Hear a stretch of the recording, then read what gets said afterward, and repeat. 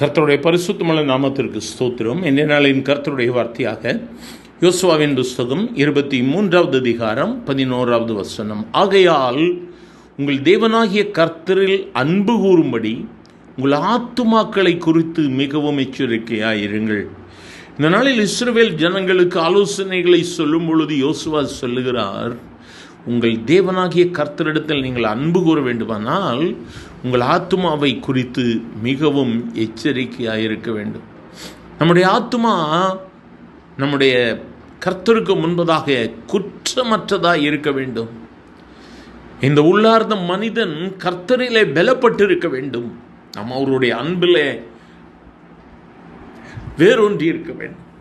இந்த வார்த்தைகளை கேட்கிற எனக்கு மிகவும் அருமையானவர்களே, நம் கர்த்தரில் அன்பு கூறுவதற்கு நம்முடைய ஆத்துமா மிகவும் முக்கியமாக இருக்கிறது.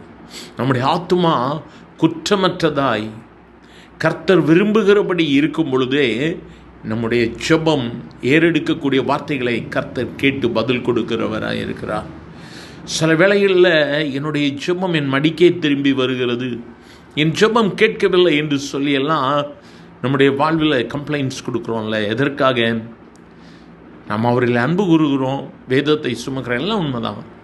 ஆனால் கர்த்தர் விரும்பாத ஏதோ ஒரு மறைவான காரியம் நம்முடைய வாழ்க்கையில் இருக்கும் பொழுது என் ஆத்துமா அதிலே ஈடுபாடோடு, உலகத்தோடு கூட ஈடுபாடோடு கூட இருக்கும் பொழுது என் ஜெபத்திற்கு கர்த்தர் பதில் கொடுக்க மாட்டார். இதுதாங்க எல்லாருடைய ஜெபத்திற்கு ஆண்டவர் பதில் கொடுக்கிறவர், ஏழைக்கு இறங்குகிறவர். அவர் நமக்கு இறங்காமல் இருப்பாரா?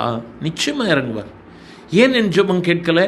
என் ஆத்துமா ஏதோ ஒரு காரியத்தில் என் கர்த்தர் விரும்பாததை சிந்தித்து கொண்டிருக்கிறது, செயல்படுத்துவதற்கு ஆயத்தமாக இருக்கிறது.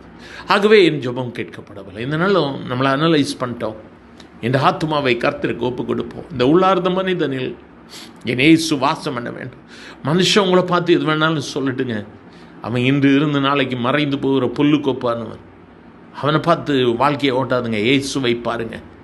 உன்னதத்தில் இருக்கும் என் ராஜாதி ராஜாவை நோக்கி பாருங்க. அவரை பார்த்து சொல்லுங்க, ஏசப்பா எனக்கு உதவி செய்யுங்க ஆண்டவரே, உம்முடைய கரங்களை தாங்க வேண்டும் என்று சொல்லி அவரை பார்த்து கேளுங்க. என்று அவர் உனக்கு அற்புதத்தை செய்வார். இன்று நம்முடைய இது அற்புதத்தின் நாள்.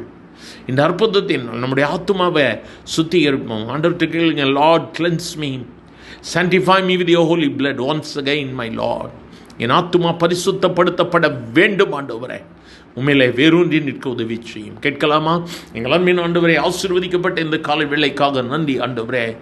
என் தேவனாகிய கர்த்தரிடத்தில் நான் அன்பு கூற வேண்டுமானால் என் ஆத்துமாவை குறித்து நாம் எச்சரிக்கையாக இருக்க வேண்டும் என்று சொல்லி வேதம் சொல்லுகிறது. ஆகவே என் ஆத்துமாவை குறித்து எங்களோடு ஒவ்வொருவருடைய ஆத்துமாவை உம்முடைய கரங்களில் ஒப்புக் கொடுக்கிறோம். உமக்கு ஏற்றபடி இருக்க கர்த்தர் உதவி செய்யும். ஆவி ஆத்தும சரீரம் உம்முடைய கரத்தில் இருக்கிறதப்பா, பொறுப்பெடுத்துக் கொள்ளுங்க. ஜெபத்தை கேட்கிறவரே, இந்த நாளிலும் வேண்டி விரும்பி ஜெபிக்கிற ஒவ்வொருவருடைய ஜெப விண்ணப்பத்திற்கு பதில் கொடுங்க. ஆசீர்வதியும். இயேசுவின் நாமத்தில் பிதாவே, ஆமேன், ஆமேன்.